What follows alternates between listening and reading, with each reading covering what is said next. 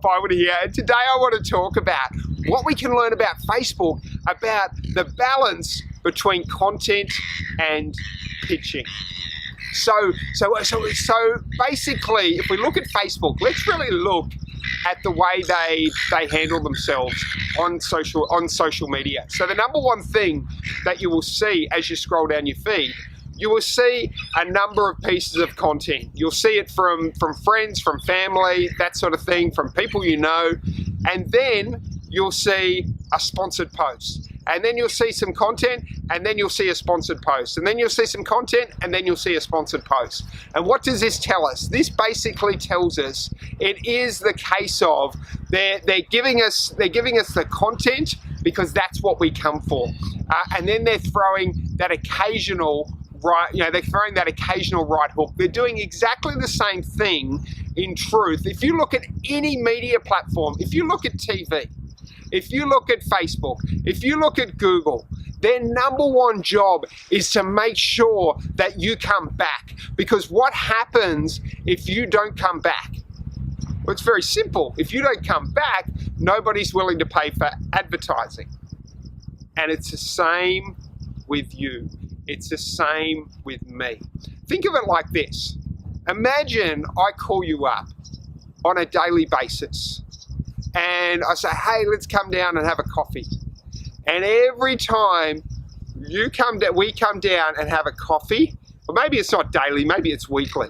Every time I pitch you a different network marketing opportunity. We never really just have a chat. Every time I start drawing the circles, I pull out my piece of paper and show you the opportunity and all that sort of thing.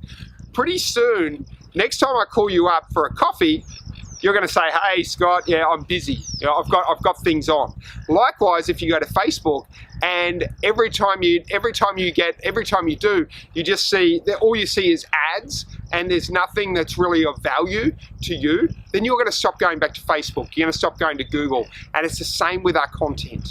There's got to be more in it for us than there's got to be more in it for us as the receiver of that content than there is for the end user. So really take that into account when you're developing that content marketing strategy. Whether you're going on via email, don't send a pitch every time. Go content and a little bit of a pitch every now and then, or a soft sell at the end of the email. Same with LinkedIn posts. Same with Facebook.